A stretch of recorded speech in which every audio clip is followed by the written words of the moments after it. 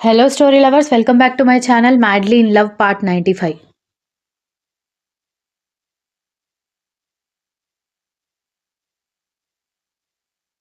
కర్ణకి చాలా కోపమొస్తుంది. Hoodie zip తీసేసి దాన్ని చలికి వణుకుతున్న ఆమె మీద కప్పేసి అక్కడి నుంచి దూరంగా వెళ్లి నిలబడ్డంతో అతన్ని చూస్తూ అక్కడే ముడుచుకుని కూర్చుండిపోయింది దక్ష.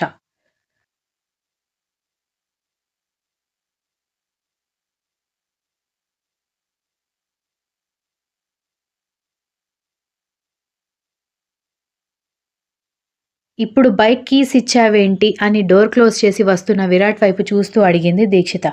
వాడు, దక్ష లాంగ్ డ్రైవ్ కోసం వెళ్తున్నారంట. బైక్ కీస్ కావాలి బావా అంటే ఇచ్చాను అనేసరికి దీక్షిత చిన్న స్మైల్ ఇస్తూ వాళ్ళిద్దరి జంట బావుంటుంది కదా అని ముద్దుగా చెల్లెల్ని, కర్ణ ఇద్దరిని తలుచుకొని చెబుతూ ఉంటే విరాట్ కళ్ళు చిన్నవి చేసి చూస్తూ ఉంటే ఏంటి మన జంట చండాలంగా ఉంటుందా? అనగానే ఆశ్చర్యంగా అతని వైపు చూసి నవ్వుతూ నా ఉద్దేశం అది కాదు. వాళ్ళు బాగున్నారు కదా అన్నాను అంది నవ్వు ఆపుకుంటూ.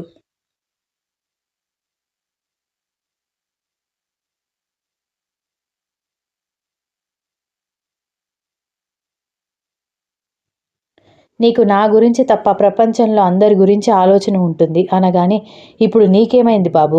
కాఫీలు, టిఫిన్లు అన్నీ తీసుకుంటూనే ఉన్నావు కదా! ఇప్పుడు అయ్యగారికి ఏం కావాలంట? దేనికోసం ఈ అలక అంటూ వెనక నుంచి హగ్ చేసుకుని భుజం మీద గడ్డం పెట్టి అడగడంతో నీకంటే చిన్నది. దానికి కూడా నచ్చిన వాడితో లాంగ్ డ్రైవ్‌కి వెళ్ళాలన్న ఆలోచన వచ్చింది. నేను ఎక్కడికన్నా తీసుకువెళ్తే చాలు. త్వరగా వెళ్దాం, త్వరగా వెళ్దాం అని. ఒక్క మూమెంట్ అయినా ఎంజాయ్ చేయనిచ్చావా? అన్నాడు చిరాకుగా.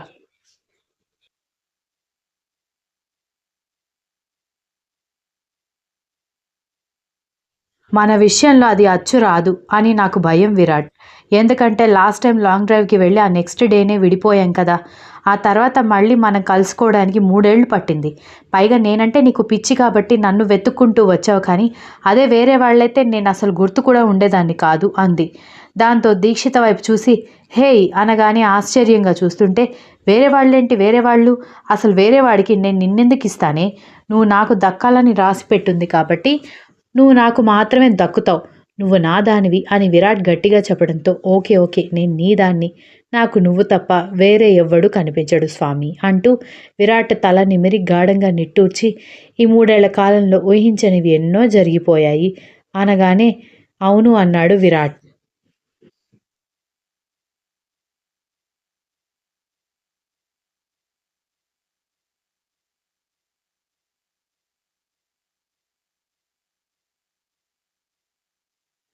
రేపటి నుంచి ఎంగేజ్‌మెంట్ కోసం మ్యాన్షన్‌కి డెకరేషన్స్ స్టార్ట్ అవుతాయి. ఇల్లంతా క్లీన్ చేయించాలి. మెహందీ వేయించుకోవాలి. నేను, దక్ష షాపింగ్ చేయాలి. నీకు, కరుణగారికి బట్టలు తీసుకోవాలి. గోల్డ్ తీసుకోవాలి. చాలా పనులున్నాయి. పైగా మీ అమ్మ ఏం పెంట చేస్తుందో అని గమనించడమే నీకు సరిపోతుంది కాబట్టి త్వరగా నిద్రపోదాం అంది దీక్షిత.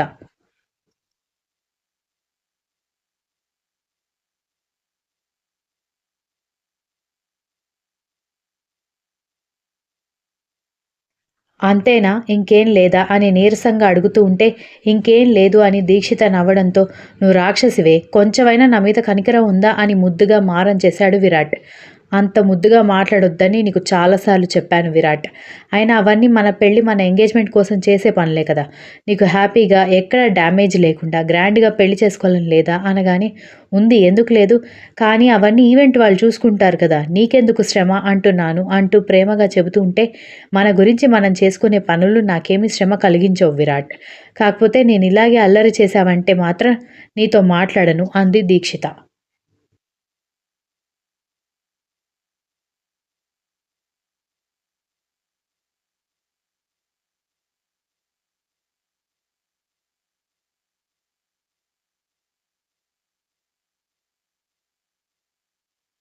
వద్దులే తల్లి. 3 ఏళ్లు పిచ్చోడినయిపోయాను. ఇంక నాకోపిక లేదని నిద్రకి ఉపక్రమించడంతో నవ్వుకుంది దీక్షిత.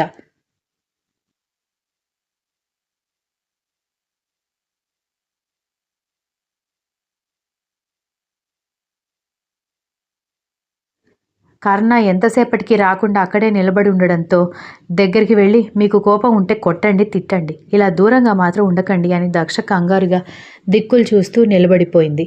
కర్ణ అసహనంగా చుట్టూ చూస్తూ, ఇంకొకసారి అడ్డమైన వాగుడు వాగితే నిన్ను తీసుకువెళ్ళి మీ వదిన దగ్గర వదిలేసి వస్తాను అని సీరియస్గా చెప్పడంతో, అదేంటి నేను మీకు వద్దా అని ఏడుపు మొహం వేసుకుని అడిగేసరికి కర్ణ కోపంగా చూడడంతో, ఇంకొకసారి నేను రిపీట్ చేయను అంటున్నాను కదా, నేను మాట్లాడను, అక్క వాళ్ళ పెళ్ళి అవ్వగానే మనం పెళ్లి చేసుకుందాం, ఇలా అయితే నాకు చాలా ఇన్సెక్యూరిటీస్ బిల్డ్ అవుతున్నాయని దక్ష ఏడుస్తూ హత్తుకోవడంతో ఆమె చుట్టూ చేతులు వేయకుండా అలాగే నిలబడితే దక్ష మౌనంగా కన్నీళ్లు పెట్టుకుంది.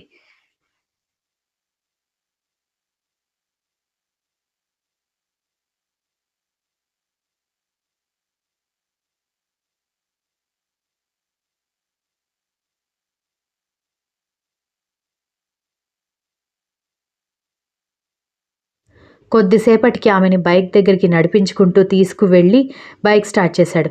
ఇందాక వాళ్ళు కూర్చున్న మొద్దు మీద హుడీ ఉండడంతో దాన్ని తీసుకొచ్చి కర్ణ చేతికి ఇచ్చి బైక్ వెనక్కి వెళ్తుంటే ఆమె రెక్క పట్టుకుని లాగి ముందుకు కూర్చోబెట్టుకుని ఇద్దరికీ కలిపి హుడీ వేయడంతో కర్ణ వైపు చూస్తూ మౌనంగా కూర్చుంది. మెల్లగా కళ్ళు మాత్రం ఎత్తి అతన్ని చూస్తుంటే బైక్ స్టార్ట్ చేసి యూటర్న్ తీసుకునే ప్రాసెస్లో ఉండడంతో తీక్షణంగా ఉన్న అతని చూపును అబ్జర్వ్ చేస్తే కొంచెం పైకి లేచి గడ్డం కింద కిస్ చేయడంతో ఆమె వైపు చూశాడు. లవ్ యూ కన్నా, లవ్ యూ సో మచ్ అనుకుంది.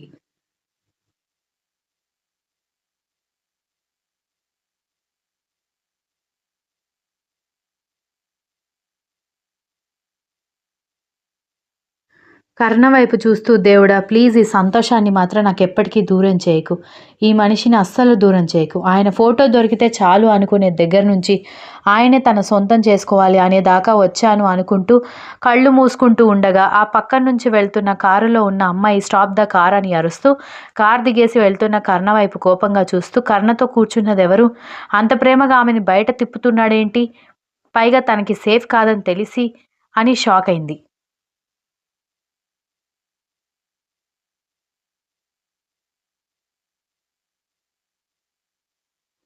నాకేమో సంబంధం కావాలని ఫోటో ఇచ్చారు, ఇతనేమో గర్ల్ ఫ్రెండ్తో తిరుగుతున్నట్టున్నాడు అనుకుంటూ వెంటనే తల్లికి ఫోన్ చేసి అదే విషయం అడగడంతో, శాంభవీదేవి గారు ఆల్రెడీ విషయం మాకు చెప్పారే, కర్ణకి ఆ అమ్మాయి అంటే చాలా ఇష్టం అంట, కానీ ఆ అమ్మాయిని తన కోడలుగా చేసుకోవడం శాంభవీదేవి గారికి ఇష్టం లేదు, సో తన కొడుక్కి నువ్వైతే కరెక్ట్ అని ఏరి కోరి నిన్ను సెలెక్ట్ చేసుకున్నారు, మరి కర్ణ నీకెలా దక్కుతాడు అనేది నీ తెలివి మీద ఆధారపడి ఉంటుంది అని చెప్పింది వాళ్ళమ్మ.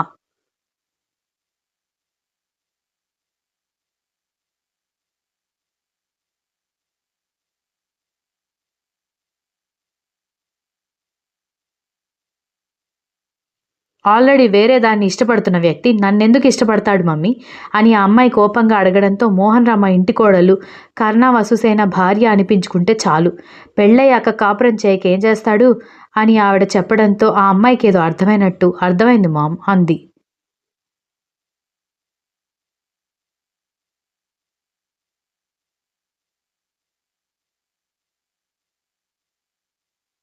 కర్ణ వాళ్ళ ఇంటికెళ్ళేసరికి వీక్ష సోఫాలో కూర్చుని కనిపిస్తే విరాట్ దీక్షిత నవ్వుతూ మాట్లాడుతుంటే దక్ష కంగారు పడుతుండగా వీక్ష దక్ష వైపు చూసి, హాయ్ దక్ష, మీకోసమే వెయిట్ చేస్తున్నాను, మేము వచ్చి కూడా 4 అవర్స్ అయిపోతుంది, రండి రండి అని పిలవడంతో దక్ష ఆశ్చర్యపోతే కర్ణ కళ్ళు చిన్నవి చేసి చూసేసరికి, అలా చూడకు బాబు, నేను ఒకప్పటి వీక్ష కాదు, ఇప్పుడు నా వాడు వేరే ఉన్నాళ్లే అంటూ పక్కన ఉన్న విరాజ్ చేతిని చుట్టేయడంతో విరాజ్ నవ్వుతూ హలో బ్రో అనడంతో ఇద్దరిని చూస్తూ దక్ష కర్ణ లోపలికొచ్చారు.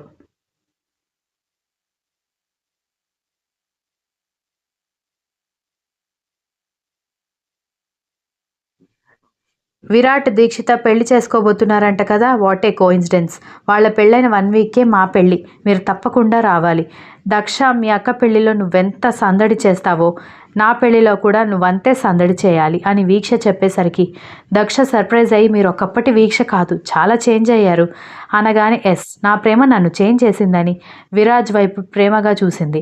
తప్పకుండా వస్తాను, నేను మాత్రమే కాదు కర్ణగారిని తీసుకొస్తానక్క, బావ కూడా వస్తారు, అందరం వచ్చి సందడి చేస్తాం అనగానే, మీకోసం వెయిట్ చేస్తూ ఉంటాను, ఇంకా చాలామంది బంధువులు ఉన్నారు కానీ మీకోసం వెయిట్ చేయడంతోనే టైం అంతా అయిపోయింది, ఇంకా రేపే వెళ్ళాలి, గుడ్ నైట్ అని చెప్పి వెళ్ళిపోయారు.